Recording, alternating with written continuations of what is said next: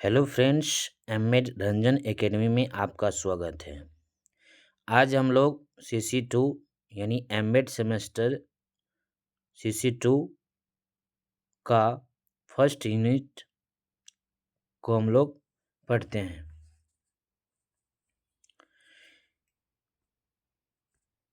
देखिए, ये हमारा जो चैनल है एमएड आर.के. रंजन एकेडमी, इस पे एमएड, बीएड और डीएलएड संबंधित क्लास कराए जाते हैं।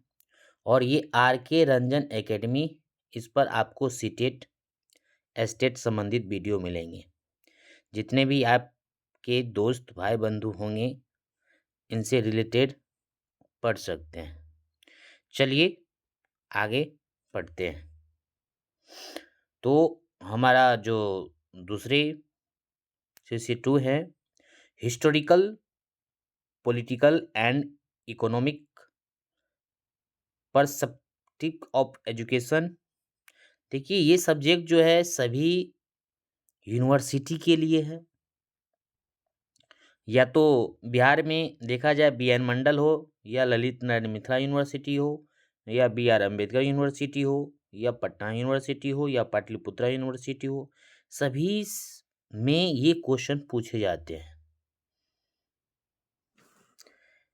देखिए, एमएड सेमेस्टर सीसी 2 के ये इम्पोर्टेंट क्वेश्चन है, जिस सब्जेक्ट के नाम है शिक्षा के ऐतिहासिक, राजनीतिक और आर्थिक परिप्रेक्ष्य।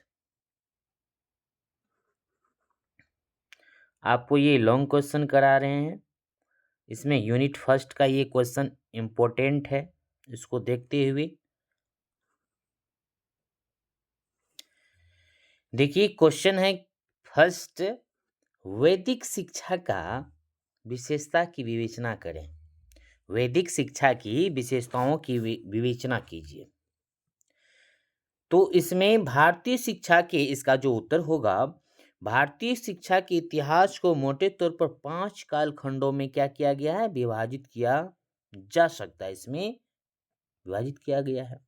देखिए, फर्स्ट है वैदिक काल, बुद्ध काल, मुस्लिम काल, ब्रिटिश काल और स्वतंत्रता काल। इसको हम आधुनिक काल भी कह सकते हैं। देखिए, लिखा है कि 600 ईसा पूर्व से पहले के समय को क्या कहा जाता है, वैदिक काल के नाम से पुकारा जाता है। कितना? तो बोलेंगे 600 ईसा पूर्व से पहले के समय को वैदिक काल के नाम से भी क्या करता है, जाना जाता है। वह सब वेदों की रचना तथा वेदों पर आधारित शिक्षा व्यवस्था का काल है।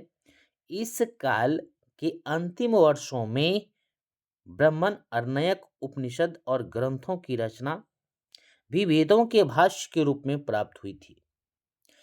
600 ईसा पूर्व से लेकर 1200 ईसा पूर्व तक के काल को क्या कहा जाता है, बुद्ध काल कहा जाता है। इस काल में बौद्ध काल का उद्भव हुआ था तथा बौद्ध काल के धर्म के अनुरूप एक नई प्रकार की शिक्षा व्यवस्था की गई थी। 12वीं सदी तथा अर्थात 12वीं ईस्वी से लेकर 18वीं ईस्वी शताब्दी तक, यानी 12वीं 18वीं शताब्दी तक, 1800 ईस्वी तक की अवधि को मध्यकाल तथा मुस्लिम काल भी कहा जाता है। इस काल में भारतवर्ष के ऊपर मुस्लिम शासकों ने क्या किया था, शासन किया था तथा मुस्लिम धर्म संस्कृति के आधार पर दी जाने वाली शिक्षा व्यवस्था की बोलबाला रहा था उस समय। 18वीं शताब्दी अर्थात सन 18 ईस्वी से लेकर सन 1947 तक के कालखंड को ब्रिटिश काल के नाम से भी पुकारा जाता है। इस अवधि में भारत का शासन मुख्यतः ईस्ट इंडिया कंपनी के तथा ब्रिटेन के राज व्यवस्था के अधिकार में रहा था। इस समय में अंग्रेजी भाषा तथा पाश्चात्य संस्कृति विज्ञान पर आधारित 5 प्रकार की शिक्षा प्रणाली अंग्रेज के द्वारा भारत में आरोपित की गई थी। सन 1947 ईस्वी के बाद वाले जो समय होते हैं वो आधुनिक काल भी कहा जाता है। दास्ता की बेड़ियों को तोड़ते हुए भारत सन 1947 ईस्वी में क्या हुआ, स्वतंत्र हो गया। भारत की भारत जो है 1947 ईस्वी में स्वतंत्र होने के पश्चात इसके भारत की नवीन परिस्थितियों तथा स्वतंत्र राष्ट्र की आकांक्षाओं व आवश्यकताओं के रूप अनुरूप शिक्षा क्षेत्र में अनेक परिवर्तन किए गए। अब कौन सा परिवर्तन है, चलिए इसको समझते हैं। पहले वैदिक काल में शिक्षा की व्यवस्था क्या था? वैदिक काल में शिक्षा की व्यवस्था, प्राचीन प्राचीन भारतीय शिक्षा का उदय वेदों से माना जाता है। यद्यपि वेदों को अपौरुषीय माना जाता तथा बात निश्चित नहीं हो पाई कि वेद कितने पुरान है, तथापि यह तथ्य सुनिश्चित है कि हिंदुओं का सर्वाधिक पुरान क्या है? साहित्य है। वैदिक काल की शिक्षा की व्यवस्थाएं कैसी थी, उनकी विशेषताओं को देखते हैं। वैदिक काल की शिक्षा व्यवस्था को मोटे तौर पर इनकी निम्नलिखित विशेषताओं द्वारा समझा जा सकता है। फर्स्ट में है कि शिक्षा के उद्देश्य क्या था। वैदिक काल में जीवन दो प्रकार से विभक्त थे, परा तथा अपरा। परा का अर्थ है कि ज्ञान, कर्म और उपासना के बाद ब्रह्म अर्थात मोक्ष को प्राप्त करना, जबकि अपरा का अर्थ है संगठित तथा नियोजित सामाजिक व्यवस्था का संचालन करना। स्पष्ट है कि परा के लिए अलौकिक विद्याओं का ज्ञान आवश्यक था तथा अपरा के लिए अलौकिक विद्याओं का ज्ञान महत्वपूर्ण था। परा तथा अपरा में परा को अधिक श्रेष्ठ माना गया है। संभवतः इन्हीं कारणों में वैदिक काल में शिक्षा का एकमात्र लक्ष्य छात्रों को शारीरिक, मानसिक तथा आध्यात्मिक शक्तियों का विकास इस तरह से करना था कि जिसे क्या प्राप्ति हो? मोक्ष प्राप्ति हो, कि सर्वोत्तम लक्ष्य की प्राप्ति की जा सके। उस समय प्रदान की जाने वाली शिक्षा प्रमुख निम्नलिखित उद्देश्य है। फर्स्ट है नैतिक चरित्र का निर्माण करना। वैदिक कालीन युग में शिक्षा का प्रमुख उद्देश्य छात्रों के नैतिक चरित्र का निर्माण करना था, जिससे उनके अच्छे संस्कारों का विकास हो सके। शिक्षा के क्षेत्र में वैदिक आदर्शों के अनुरूप संस्कारों को छात्रों में विकसित करना था। कहने का अर्थ ये हुआ कि जिस बालक में नैतिक चरित्र का विकास या निर्माण हो जाता है तो वह स्वतः समझने लगते हैं कि हमें क्या करना चाहिए और क्या नहीं करना चाहिए, यानी अच्छे संस्कार उसमें आ जाते हैं। दूसरे हैं कि पवित्रता तथा धार्मिकता का विकास करना। अब देखिए, वैदिक युग में शिक्षा का दूसरा प्रमुख उद्देश्य मानव का आत्मिक विकास करना था। उस समय भारत मानव जीवन का धार्मिक भाव से ओतप्रोत परंतु अत्यधिक सरल और स्वाभाविक तथा पवित्र बनाने का प्रयास किया गया जाता था। जीवन का अंतिम लक्ष्य मोक्ष प्राप्ति की थी। यानी हम कह सकते हैं कि पवित्रता तथा धार्मिकता का विकास करना क्या था? वैदिक युग में इस शिक्षा का महत्व ये था कि जीवन का अंतिम लक्ष्य मोक्ष कैसे प्राप्त हो सके, उसके लिए प्रयत्न करते थे। अब है व्यक्ति का विकास किया जाता था। वैदिक काल में छात्रों का सर्वांगीण विकास होता था। सर्वांगीण मतलब सिर्फ पढ़ाई संबंधित नहीं, सभी प्रकार की नैतिक, सांसारिक, सामाजिक सभी तरह के क्या होता था? विकास होता, उसका चरित्र निर्माण कराया जाता था। सर्वांगीण विकास पर बल दिया जाता था। यही कारण है कि समय शिक्षा का एक उद्देश्य छात्रों के व्यक्तित्व का विकास करना भी था। शिक्षा के द्वारा छात्रों में आत्मबल, सामाजिकता, नेतृत्व, आत्म अनुभूति, आत्मसम्मान, सहनशीलता, परोपकार, व्यक्तित्व वाले गुणों का विकास किया जाता था। कहने का अर्थ है कि ये सभी प्रकार के जिसमें गुण हो जाते हैं वह व्यक्ति उस समय वह वैदिक युग में दिया जाता था। अब देखिए सामाजिक कुशलता। उस समय वैदिक युग में सामाजिक कुशलता की उन्नति करना था। वैदिक युग में छात्रों में सामाजिक जीवन की भावना विकसित करने के लिए उन्हें स्वस्थ नागरिक बनाना भी शिक्षा का क्या था? एक उद्देश्य था। छात्रों को अपनी शिक्षा पूर्ण करके ब्रह्मचर्य आश्रम के कर्तव्यों को ज्ञान कराया जाता था, जिससे वे अपने पारिवारिक सामाजिक उत्तरदायित्व को समझ सके तथा सामाजिक व राष्ट्र के उत्थान में सक्रिय रूप से भाग ले सके। फिर है कि संस्कृति का संरक्षण व प्रसार कराना सिखाता था। शिक्षा का एक प्रमुख उद्देश्य सदैव सांस्कृतिक धरोहर अक्षुण्ण बनाए रखना था। वैदिक काल की शिक्षा व्यवस्था भी इस पर इसका क्या है अपवाद नहीं थी। शिक्षा के द्वारा राष्ट्रीय व सामाजिक संस्कृति का संरक्षण तथा प्रसार करना उस समय की क्या था शिक्षा का एक अवश्य अंग हो गया था। उस समय वैदिक युग में किस प्रकार जीविकोपार्जन किया जाए उसके लिए तैयार किया जाता था। जीविकोपार्जन का अर्थात जीविका के लिए तैयार करना सदैव शिक्षा का संस्था का कार्य माना जाता है। वैदिक काल में छात्रों को इस तरह का व्यवहारिक ज्ञान प्रदान किया जाता था कि वे अपने भावी जीवन को सुचारू रूप से चलाने का समर्थ हो सके। कहने का अर्थ है कि वैदिक युग में बालक को इस प्रकार तैयार किया जाता था कि उनका चरित्र निर्माण के साथ साथ नैतिक धर्म भी बन जाता था और जीविकोपार्जन के लिए तैयार हो जाता था कि हमें व्यवहार किस प्रकार करना है, अब हमारा जो लाइफ जीवन चलेगा वो कैसे चलेगा, इसके लिए तैयार हो जाता था। जीवनोपयोगी उद्यम जैसे पशुपालन, कृषि, डेयरी फार्म, चिकित्सा व्यवसाय, युद्ध कला आदि का प्रशिक्षण किया जाता था। इन में सबसे छात्रों के सामाजिक कुशलता में वृद्धि होती थी तथा गृहस्थ जीवन के दौरान अपने परिवारजनों में सक्षम शुद्ध हो जा सके। अब देखिए उसी में कुछ कुछ संस्कार है उनको समझिए। जैसे में लिखा है कि उपनयन संस्कार।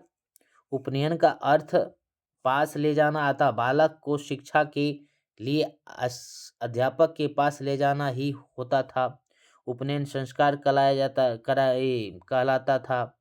उपनयन संस्कार के अवसर पर ब्राह्मणों को गायत्री मंत्र, क्षत्रियों को त्रिशुप मंत्र तथा वैश्यों को जगती मंत्र का पाठ कराया जाता था। इस संस्कार के उपरांत ही बालक का वैधान्य प्रारंभ कर सकता था। वास्तव में उपनयन संस्कार के उपरांत ही बालक ब्रह्मचर्य आश्रम में प्रवेश करता था तथा ब्रह्मचर्य व्रत धारण करने के कारण ब्रह्मचारी कहलाता था। अब वह कोपीन, मृगछाला, कमंडल, युगपवीत तथा मेखला का प्रयोग करता था। उपनयन को बालक का दूसरा जन्म माना जाता था। शिक्षण संस्थाएं हुआ करता था। कह रहे हैं कि बालक की प्रारंभिक शिक्षा घर पर ही हुआ करता था।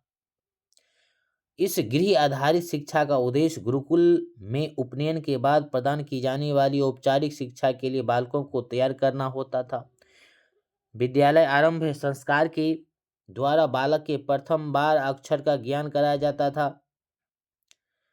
इस प्रकार से घर पर ही बालक की अनौपचारिक रूप से शिक्षा दी जाती थी। औपचारिक संस्था के रूप में वैदिक काल में छोटे छोटे पारिवारिक विद्यालय भी होते थे, जिनका संचालन शिक्षक स्वयं व्यक्तिगत रूप से करता था, जिसे आश्रम अथवा आचार्य कुल तथा गुरुकुल भी कहा जाता था। छात्रगण जो थे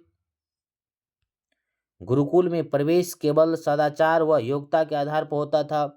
गुरुकुल की परंपराओं तथा नियमों के प्रतिकूल आचरण करने पर छात्रों को गुरुकुल से निष्कासित कर दिया जाता था। यानी छात्रगण जो थे वह छात्र के जो शिक्षक है शिक्षक को सम्मान करते थे। यदि ऐसा कुछ नियम था जो शिक्षक कहते थे उनके अनुरूप नहीं चलते थे तो उन्हें निष्कासित कर दिया जाता था, निकाल दिया जाता था। ज्ञान प्राप्त करने के लिए इच्छुक निष्कपट पर उत्साही छात्र को गुरुकुल में रह पाते थे। मान लीजिए जो छात्र में उत्सुकता है कि हमें ज्ञान अर्जन करना है, ज्ञान सीखना है, तो वह छात्र वहीं रहते थे गुरुकुल में ही। छात्र सामान्यतः गुरुकुल में 12 वर्ष तक अध्ययन करते थे, परंतु अधिक विस्तृत और गहन जानकारी प्राप्त करने के लिए अनेक छात्र जो बार बार आते थे और 2 वर्ष से अधिक समय पर गुरुकुल में अध्ययन करते थे। प्रत्येक वेद अध्ययन कर में 12 वर्ष की अवधि लगाती थी। एक वेद का अध्ययन करने वाले छात्र को स्नातक, स्नातक 2 वेदों का अध्ययन करने वाले को वसु, एक क्या कहा गया है कि एक वेद का अध्ययन करने वाले छात्र को क्या कहा जाता था? स्नातक। 2 वेदों का 2 वेदों का अध्ययन करने वालों को वसु, 3 वेदों का अध्ययन करने वाले को आदित्य कहते थे। वसु, रुद्र आदि स्तर के छात्रों की संख्या घटती जाती थी तथा अधिकांश छात्र 24 वर्ष की आयु में ही शिक्षा प्राप्त करके गृहस्थ आश्रम में प्रवेश कर लेते थे। अब उस समय का वेशभूषा कैसा था? वैदिक काल में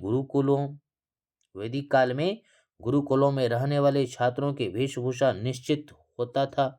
शरीर के ऊपरी भाग में मृग चर्म, मृग मतलब क्या होता है? हिरन, उनकी जो चर्म यानी चमड़े का बने हुई छाल जो था का उपयोग किया जाता था। ब्राह्मण काल नर हिरन की खाल, क्षत्रिय धब्बेदार हिरन की खाल तथा वैश्य बकरे की छाल का प्रयोग शरीर के ऊपरी भाग में ढकने के लिए करते थे। अब उस समय वैदिक काल में दिनचर्या कैसे हुआ करते थे? गुरु के आश्रम में प्रवेश लेने के उपरांत छात्रों को गुरुकुल के कठोर नियमों वाले अनुशासन में रहना होता था। छात्रगण ब्रह्म मुहूर्त में उठकर शौच, दातुन स्नान आदि नित्य कर्मों से निवृत्त होकर हवन, संध्या आदि कार्य में क्या करते थे? वह करते थे। तत्पश्चात वे विद्यालय में जाके अध्ययन करते थे। होमोगिनी के जंगल में लकड़ी चुनकर लाना, गुरुकुल की भोजन व्यवस्था के लिए भिक्षा लाना तथा गुरुकुल की गाय अन्य पशुओं को जंगल में चराना छात्रों का कर्तव्य माना जाता था। होमोगिनी प्रज्वलित करने का आध्यात्मिक तात्पर्य मस्तिष्क तथा आत्म को अग्नि के समान तेज व शौर्यपूर्ण बनाना था। उस समय का पाठ्यक्रम क्या था? वैदिक काल में पाठ्यक्रम विषयों को एकाग्र तथा समन्वित रूप से पढ़ाने की पद्धति प्रचलित थी। इस कारण उस समय का पाठ्यक्रम विषयों की संख्या में वृद्धि नहीं हो सकती थी। बाद में चलकर विषयों की संख्या में काफी वृद्धि हुई। धर्म, दर्शन, वेद, वेदांग, आत्म, परमात्मा जैसे विषयों का छात्र अध्ययन करते थे। अब चलिए उस समय की परीक्षा प्रणाली कैसा था? वैदिक युग में वैदिक जो काल था वह औपचारिक परीक्षाएं हुआ करते थे, अनौपचारिक नहीं। औपचारिक मतलब होता है आमने सामने। समानता नहीं होती थी, अर्थात गुरुकुल में परीक्षा विहीन प्रणाली प्रचलित थी। वस्तुतः उस काल में कोई औपचारिक परीक्षा की व्यवस्था कोई स्थान नहीं था। कहने का अर्थ ये हुआ कि उस समय में औपचारिक परीक्षाएं समानता नहीं हुआ करता था। अब है कि गुरु शिष्य के बीच संबंध कैसा था? वैदिक काल में अध्यापक छात्रों के मध्य अत्यंत मधुर तथा आध्यात्मिक संबंध होते थे। अध्यापक का अत्यंत महत्वपूर्ण एवं सम्मानित स्थान होता था। गुरुकुल में छात्रों के लिए पारिवारिक वातावरण रहता था तथा गुरु माता पिता के समान स्नेह, दुलार और पोषण करते थे। कहने का अर्थ ये है कि गुरु और शिष्य के बीच में आत्मीय प्रेम था, क्योंकि उस समय गुरु जो है शिष्य को अपने बेटे के समान, पुत्र के समान मानते थे और जो गुरु होते थे वह माता पिता के समान प्यार और दुलार करते थे। चलिए उस समय में वैदिक युग में नारी शिक्षा कैसा था? वेदों में स्त्री जाति को पुरुष जाति का पूरक माना जाता है। पत्नी और अर्धांगिनी से संबंधित किया जाता था। उसे पुरुष के ज्ञान, बल और जीवन की क्रियाओं को साझेदारी माना जाता है। इसलिए वैदिक काल में नारी शिक्षा को पर्याप्त महत्व दिया गया। अब है कि समापवर्तन उपदेश का वेदा अध्ययन के पश्चात घर और पुनः प्रस्थान करना। गुरु की अनुमति से ब्रह्मचारी समापवर्तन संस्कार कराता था तथा गुरु दक्षिणा के रूप में भेंट प्रदान किया जाता था। चलिए अब इनके आगे देखते हैं। उसमें लिखा है कि दंड व्यवस्था कैसा था। लिखा है वैदिक काल की शिक्षा व्यवस्था में दंड की आवश्यकता नहीं होती थी। ये उस काल के शारीरिक दंड तो पूर्णतः क्या था, निषेध था। उसमें उस समय में शारीरिक दंड किसी भी प्रकार का नहीं दिया जाता था। अब है क्वेश्चन 2। लिखा है कि वैदिक शिक्षा की कमियां को बताइए। उस समय में कमी क्या था? चलिए इनको भी हम लोग अच्छे से समझते हैं। वैदिक काल को, उस समय की क्या क्या कमियां थी। लिखा है कि वैदिक काल, यद्यपि वैदिक कालीन शिक्षा प्रणाली अपने मूल रूप से अनेक शताब्दियों तक मामूली परिवर्तन के लिए परिचित रही। कहने का अर्थ ये हुआ कि वैदिक काल में किसी भी प्रकार का ज्यादा चेंजिंग नहीं हुआ करता था। अपनी महत्वपूर्ण अथवा सार्थक विशेषताओं के फलस्वरूप यह शिक्षा प्रणाली तत्कालीन जज की आवश्यकताओं को पूरा करने में सफल सिद्ध हुआ करता था। वैदिक काल में हिंदू के अनेक महत्वपूर्ण जजों की रचना हुई तथा अनेक महान विचारकों व सत्यान्वेषणों की अपनी बौद्धिक चातुर्थ का योगदान रहा। परंतु कालांतर में वैदिक शिक्षा प्रणाली में अनेक दोष आने लगे तथा धीरे धीरे ब्राह्मण वर्ग के कारण व्यवस्था पर आधिपत्य होने लगा। ब्राह्मणों की शिक्षा व्यवस्था का नियंत्रण हो जाने के फलस्वरूप शासन व्यवस्था रूढ़िवादी, औपचारिक तथा वर्ग विशेष के रूप में सीमित हो गई। परिणामतः यह समाज की क्या हुआ, आवश्यकताओं को पूर्ति करने में असमर्थ हो गया। कहने का अर्थ ये हुआ कि ये क्या हुआ, रूढ़िवादी व्यवस्था हो गया, औपचारिक रूप से वर्ग में विभाजित हो गया। वैदिक कालीन शिक्षा की प्रमुख कमियों को निम्नलिखित रूप से हम लोग क्या करते हैं, सूचीबद्ध किया गया, उसके बारे में हम लोग जानते हैं। उस समय में धर्म का अत्यधिक महत्व था। वैदिक शिक्षा में धर्म अत्यंत महत्वपूर्ण दिया जाता था। शिक्षा की संपूर्ण व्यवस्था धार्मिक विचारों से प्रभावित होती थी। शिक्षा उद्देश्य तथा पाठ्यक्रमों का निर्धारण भी धार्मिक आदर्शों के रूप में किया जाता था। छात्र प्रायः धार्मिक ग्रंथों तथा कर्म कांडों का अध्ययन करते थे। धर्म पर आधारित इस शिक्षा व्यवस्था में शैक्षिक विकास के मार्ग को अवरुद्ध कर दिया जाता था। अब देखिए उस समय में स्त्री शिक्षा की उपेक्षा की जाती थी। कह रहा है कि स्त्री शिक्षा, यद्यपि वैदिक काल के प्रारंभ में स्त्रियों को भी पुरुषों के समान शिक्षा प्रदान यानी दिया जाता था, उनका अधिकार था, परंतु बाद में स्त्रियों की शिक्षा को उपेक्षा होने लगी। ऋषियों के गुरुकुलों में लड़कियों की शिक्षा का कोई व्यवस्था नहीं था। बाद में ऐसा प्रतीत होने लगा कि वैदिक शिक्षा प्रणाली का लक्ष्य केवल लड़कों को शिक्षा प्रदान करना है। गुरुकुल व्यवस्था स्त्री शिक्षा की उपेक्षा का कारण था, क्योंकि उसमें स्त्री शिक्षा पर धीरे धीरे उस पर कम बल देने लगा, पुरुष शिक्षा पर ज्यादा बल देने लगा। अब लिखा है कि शूद्रों की शिक्षा की उपेक्षा किया गया था उस समय। कह रहा है कि वैदिक काल में शिक्षा के परिप्रेक्ष्य में शूद्रों को हे दृष्टि से देखा गया, हीन भावनाओं से देखा गया। जो शूद्र लोग होते थे उसको शिक्षा से नहीं जोड़ा गया। शिक्षा प्राप्त करने का अधिकार केवल द्विजों अर्थात ब्राह्मण, क्षत्रिय, वैश्य को था। शूद्रों के लिए शिक्षा को द्वार बंद थे। शिक्षा प्राप्त करने का अधिकार न होने के फलस्वरूप शूद्रों की शिक्षा काल में पूर्ण रूपेण उपेक्षित रही, जो उनके प्रति घोर अन्याय हुआ, परिचायक था। अब समझिए, लिखा है कि जन समान की शिक्षा की उपेक्षा था। जन समान मतलब सभी वर्ग, सभी धर्म से संबंधित उस समय क्या नहीं था, वह शिक्षा नहीं लिया करता था।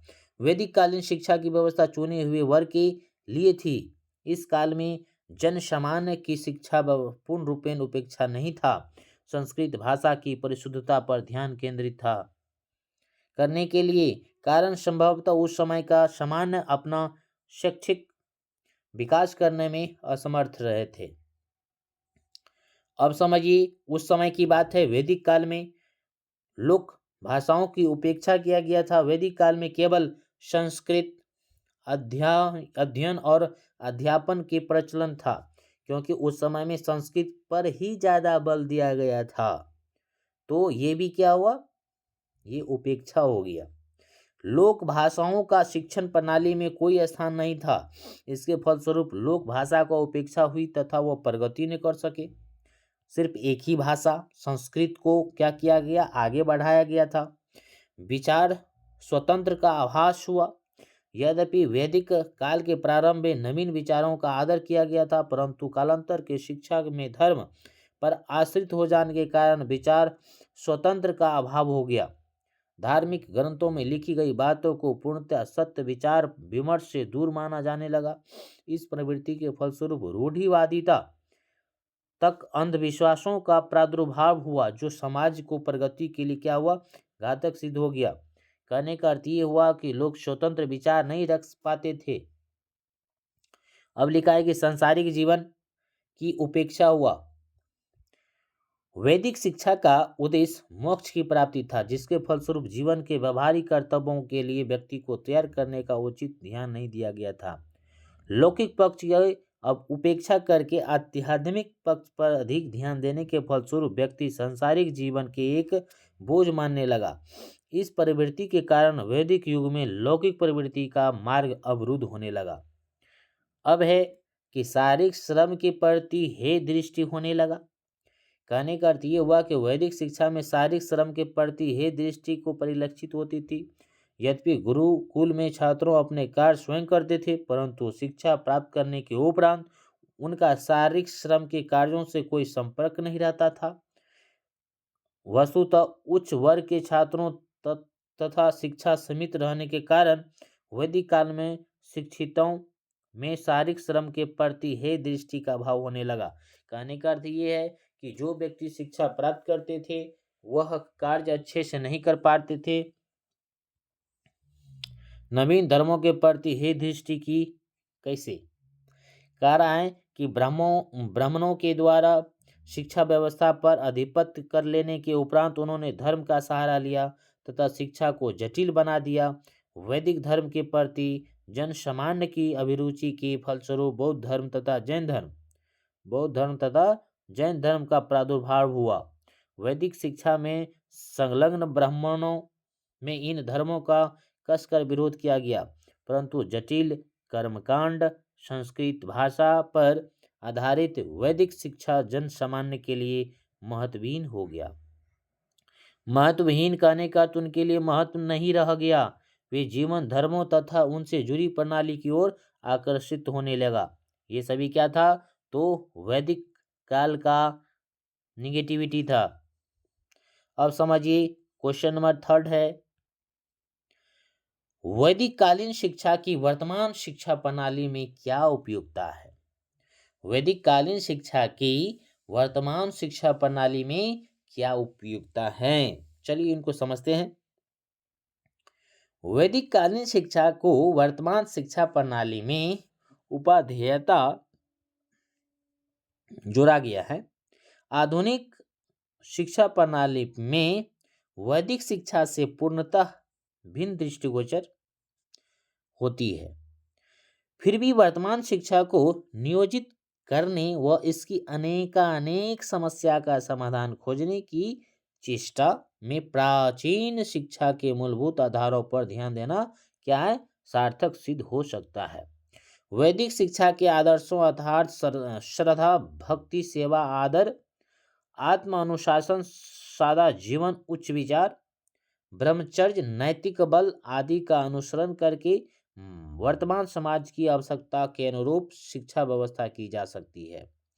पश्चात सभ्यता संस्कृति के अंधानुकरण में हम अपने पुरातन आदर्शों को विस्मृत करते जा रहे हैं।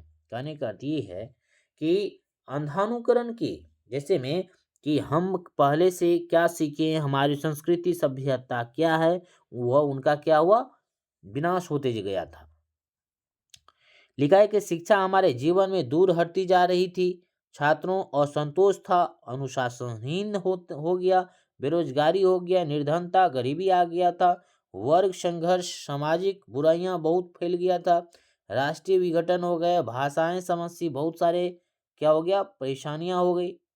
जैसे अनुत्तरित समस्याएं दिन प्रतिदिन विकराल रूप धारण करती जा रही थी। प्राचीन शिक्षा प्रणाली के आदर्श तत्वों को वर्तमान शिक्षा में समावेश करके समस्या का समाधान संभव है। जीवन के वास्तविक मूल्यों और गुणों का आदर्श अनुकरण करके हमारे छात्रगण भारत की समृद्धि तथा वैभव का पुनरुद्धार कर सकेंगे। जब हमारी शिक्षा में प्राचीन सनातन आदर्शों के सम्मिलित किया जाएगा, तभी हमारी शिक्षा प्रणाली अतीत की भांति विदेशों छात्रों को अपने तरफ आकर्षित कर सकेंगे तथा भारतीय शिक्षा के गौरव को पुनः महिमा मंडित कर सकेगी। डॉक्टर लक्ष्मण स्वामी मुदालियर ने ठीक ही कहा है कि हमारे युवा भारतीयों को उस विरासत को पहचानने दो, उनकी अपनी है। ईश्वर करे कि युवा पीढ़ी, चलिए इसको फिर से समझिए। किसने कहा था? डॉक्टर लक्ष्मण स्वामी मुदालियर ने ठीक ही कहा है कि हमारे युवा भारतीयों को उस विरासत को पहचानने दो जो उनकी अपनी है। ईश्वर करके युवा पीढ़ी भारत की वास्तविकता आत्मा को पहचानने तथा अपनी सभी कार्यों में इसका अनुसरण कर सके। अब है कि वैदिक शिक्षा से तात्पर्य सिर मुंडने, लंगोटी बांधने, स्त्रियों से बचने, श्लोकों का रटत स्मरण करने, शिक्षा यानी भिक्षा मांगने आदि से नहीं है। उच्च विचारों और स्वानुशासन, स्नेह और श्रद्धा पर आधारित अध्यापक छात्र संबंध, शहर के कोलाहल से दूर शांत व प्राकृतिक परिसर, छोटी कक्षाएं, व्यस्त दिनचर्या, अच्छी आदतों का निर्माण, शांति, मानवता व विश्व के बंधुत्व के स्वभाव से परिपूर्ण पाठ्य वस्तु, प्रश्नोत्तर, वाद विवाद, विधियों का प्रारूप, सादा समयत व दुर्व्यसनों से रहित जीवन आदि अनेक ऐसी बातें हैं जो आज भी शैक्षिक दृष्टि से अत्यंत महत्वपूर्ण सिद्ध हो सकता है। यद्यपि पश्चात सभ्यता के रंग से ओतप्रोत भारतीय जनजीवन में वैदिक शिक्षा के प्रति लगाव लगभग विलुप्त हो रहा था या हो चुका था, परंतु फिर भी वैदिक शिक्षा में तत्वों का आधुनिक शिक्षा प्रणाली से समाहित करके नष्ट भ्रष्ट की जा रही भारतीय शिक्षा को नव जीवन दिया गया। जो देखिए क्या है, आदर्श वाहिता, स्व अनुशासन, गुरु शिष्य के संबंध, इस पर और देखिए लिखा है कि शिक्षा के प्रति शांत माहौल, शिक्षा व्यवस्था, शिक्षण विधि, अध्ययन विषय और छात्रों व अध्यापकों का सरल जीवन, समावर्धन उपदेश, ये सभी पर जोर दिया गया था। निस्संदेह वैदिक कालीन शिक्षा की अनेक विशेषताएं आधुनिक समय में भी प्रासंगिक है। वैदिक शिक्षा के उद्देश्य छात्र अध्यापक संबंधित व्यवस्था, उपनयन संस्कार की अनिवार्यता, समावर्तन उपदेश तथा विनयशीलता, नैतिक चरित्र, कार्य अनुभव व गुरु श्रद्धा आदि को वर्तमान जीवन जो शिक्षा प्रणाली थी उसमें समाहित करके अनेक समस्या का समाधान किया जा सकता था। अब है कि फोर्थ क्वेश्चन जो है वो बौद्धकालीन शिक्षा के उद्देश्यों का वर्णन कीजिए। ये भी वेरी वेरी इंपॉर्टेंट क्वेश्चन है, इनको आप समझिए। लिखा है कि शिक्षा जो बौद्धिक कालीन शिक्षा था उस समय उन शिक्षा का उद्देश्य क्या था। बौद्धकालीन शिक्षा के उद्देश्य वैदिक काल की शिक्षा के लगभग समान ही थे। अंतर केवल इतना था कि बौद्धिक काल में आध्यात्मिक विकास पर अधिक जोर न देकर नैतिकता अथवा शील पर अधिक ध्यान दिया जाता था। नैतिक चरित्र में अंग गुणों के साथ साथ दैनिक जीवन में मधुर स्वभाव आदि, अच्छा आचरण, कर्तव्य पालन, पवित्रता जैसे गुण भी निहित थे। बौद्धकालीन शिक्षा के मुख्य कार्य संक्षेप में निम्न लिपिबद्ध किया जा रहा है, इनसे आप समझिए। उस समय में जिस समय बौद्धिक कालीन जो शिक्षित थे उसमें नैतिक चरित्र का निर्माण करना था। बौद्धकालीन शिक्षा का सबसे अधिक महत्वपूर्ण उद्देश्य छात्रों को चरित्र विकास करना था, क्योंकि बौद्ध काल में आध्यात्मिक विकास पर अधिक जोर न देकर नैतिकता अथवा शील पर अधिक ध्यान दिया जाता था। नैतिक चरित्र में अंग गुणों के साथ साथ दैनिक जीवन में मधुर स्वभाव, अच्छा आचरण, निष्ठा, कर्तव्य पालन और पवित्रता जैसे गुण निहित थे, यानी शामिल थे। अब है कि बौद्ध धर्म का प्रचार प्रसार करना उस समय का भी कार्य था। बौद्ध काल में शिक्षा संस्थाओं की स्थापना वास्तव में बौद्ध धर्म के प्रचार के लिए बड़ी संख्या में बौद्ध भिक्षुओं का तैयार करने के लिए की गई थी। अब है कि व्यक्ति के विकास करना, ये उनका भी कर्तव्य था। व्यक्ति के विकास का व्यक्तित्व का विकास करना भी बौद्धकालीन शिक्षा का क्या था? प्रमुख लक्ष्य था। बौद्धकालीन में बोलेंगे कि बौद्धकालीन में मठों छात्रों को व्यक्तित्व का सर्वांगीण विकास करके श्रेष्ठ तथा कुशल मानव बनाने का प्रयत्न किया जाता था। अष्टांगिक मार्ग का अनुसरण करना। अब ये भी क्वेश्चन आ जाता है कि अष्टांगिक मार्ग किनसे जुड़ा हुआ है? तो बौद्ध धर्म से जुड़ा हुआ है। गौतम बुद्ध के अनुसार दुख से मुक्ति पाना ही मानव जीवन का क्या है? लक्ष्य है, तथा इसके लिए उन्होंने अष्टांगिक मार्ग का प्रतिपादन किया। यही कारण है कि भगवान बुद्ध काल में शिक्षा का उद्देश्य अष्टांगिक मार्ग का अनुपालन करना था। दूसरे शब्दों में सम्यक संकल्प, सम्यक दृष्टि, सम्यक वाक एवं सम्यक आजीविका, सम्यक व्यायाम, सम्यक स्मृति, सम्यक उपाधि की योग्यता प्राप्त करना ही शिक्षा का उद्देश्य था। अब देखिए, उस समय में प्रव्रज्य संस्कार शिक्षा प्राप्त करने के लिए बालकों को मठों में प्रवेश हेतु प्रव्रज्य संस्कार होता था। प्रव्रज्य शाब्दिक अर्थ है कि बाहर जाना, अतः प्रव्रज्य संस्कार से तात्पर्य है कि शिक्षा के लिए घर से बाहर जाना था। मठ का सबसे बड़ा भिक्षु ही इस संस्कार के संपन्न कराता था। इसमें बालक सर मुड़ाकर पीले वस्त्र पहनकर भिक्षु के चरणों में माथा टेक कर शरण त्रयी लेता था। अर्थात बालक बुद्ध शरण गच्छामि, धम्म शरण गच्छामि, संघ शरणम गच्छामि कराता था। कहने का अर्थ ये हुआ कि उस समय में ये भी वहीं से प्रथा चल गया था कि घर से दूर जाकर शिक्षा को क्या करना है? ग्रहण करना है। और उस समय जो बालक हुआ करता था वह बौद्ध धर्म को स्वीकार करके उसमें अपने गुरु के शरण में जाते थे, और बालक जो होते थे वह सिर को मुड़ा लेते थे। अब है कि उस समय छात्रों का दिनचर्या कैसा था? बौद्धकालीन में छात्रों की दिनचर्या अत्यधिक कठिन थी। छात्रों को कठोर नियमों का पालन करना होता था। छात्र का भिक्षाटन करते थे तथा कड़े अनुशासन में रहते थे। प्रातःकाल गुरु के दंत धावन, स्नान आदि नित्य कर्मों का व्यवस्था करने के उपरांत छात्रगण भोजन करते थे। उस समय की शिक्षा की संस्थाएं कहाँ कहाँ था या कैसे था? बौद्ध काल में शिक्षा गुरुओं का व्यक्तिगत उद्यम न होकर संस्थागत हो गई थी, जिसे बौद्ध संघ या मठ कहा जाता था।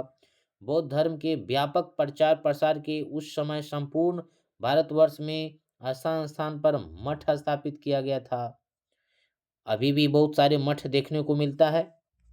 पाठ्यक्रम वास्तव में बौद्ध काल में शिक्षा दो भागों में विभक्त की गई थी: प्रारंभिक शिक्षा और उच्च शिक्षा।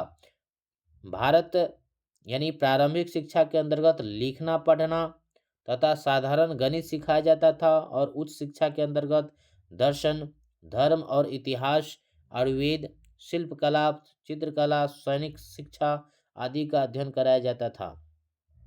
उस समय की जो शिक्षण विधि थे, बौद्ध काल में शिक्षण विधि वेदकालीन शिक्षा की शिक्षण विधि के लगभग समान ही थी। शिष्य गुरु के पाठ सुनता था तथा याद करता था। यद्यपि वेदों का उच्चारण शुद्धता पर बल नहीं दिया जाता था, फिर भी उच्चारण की शुद्धता पर पर्याप्त ध्यान दिया जाता था।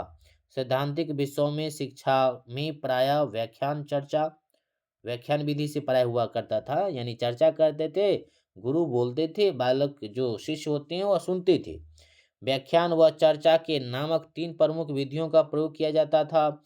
शिल्प कला, चिकित्सा शास्त्र और सैनिक शिक्षा जैसे व्यवहार विषयों के शिक्षण कार्य के लिए प्रयोगशाला विधि का उपयोग किया जाता था। उस समय के जो छात्र अध्यापक हुआ करता था उनके बीच संबंध कैसा था?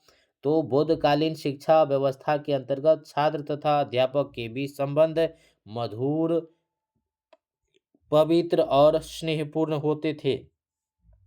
छात्रों का स्वास्थ्य, शिक्षा और आचरण, नैतिक व्यवहार तथा आध्यात्मिक विकास पर अध्यापकन व्यक्तिगत रूप से ध्यान देते थे।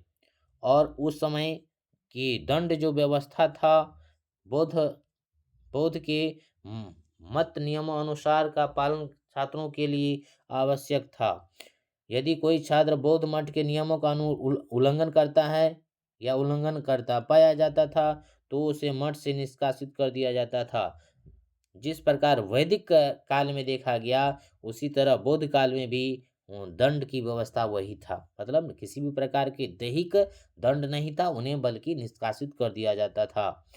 और जो बौद्ध धर्म है वह उसकी नारी शिक्षा, बौद्ध यानी बौद्ध भिक्षु जीवन पर्यंत ब्रह्मचर्य का पालन करते थे तथा वे स्त्रियों के संपर्क में आने से कतराते थे। इसलिए बौद्धकालीन शिक्षा से प्रारंभिक वर्षों में नारी नारी को क्या किया गया? उपेक्षित किया गया। शिक्षा लगभग उपेक्षित ही रही, परंतु बाद में महात्मा बुद्ध ने भिक्षुणी के रूप में मठों में प्रवेश की अनुमति दे दी थी। अब है कि उपसंपदा संस्कार क्या था? बौद्ध मठ में 12 वर्ष की शिक्षा समाप्त होने के तत्पश्चात उपसंपदा संस्कार होता था। यह बौद्ध पद्धति का द्वितीय तथा अंतिम संस्कार हुआ करता था। वैदिक कालीन शिक्षा पद्धति के संवर्धन उपदेश को उपरांत ही ब्रह्मचारी गृहस्थ आश्रम में प्रवेश करता था, परंतु बौद्धकालीन शिक्षा पद्धति में उपसंपदा संस्कार के उपरांत ही सामनेर पूर्ण भिक्षुक बन जाता था तथा उसका गृहस्थ जीवन में कोई संबंध नहीं रहता था। चलिए, तो आज हम लोग ये 4 क्वेश्चन कराएं, वह बहुत ही इम्पोर्टेंट है। आप लोग यदि सिर्फ सुन लेते हैं इतने टॉपिक को तो आपको 100% ये आपके एग्ज़ाम में हेल्पफुल होगा। जो भी एमएड, बीएड, डीएलएड संबंधित एग्ज़ाम है उसमें ये सेमेस्टर 2 के फर्स्ट यूनिट के क्वेश्चन थे और इन्हीं से रिलेटेड आपको आगे फिर कराया जाएगा। आप इस चैनल को सब्सक्राइब कीजिए, अपने ग्रुप में शेयर कीजिए, लाइक कीजिए, कमेंट कीजिए। आपकी क्या आवश्यकता है, क्या उन संबंधित आप मैसेज कीजिए, वही आपकी ज़रूरतों के हिसाब से क्लास करवाया जाएगा। Thank you.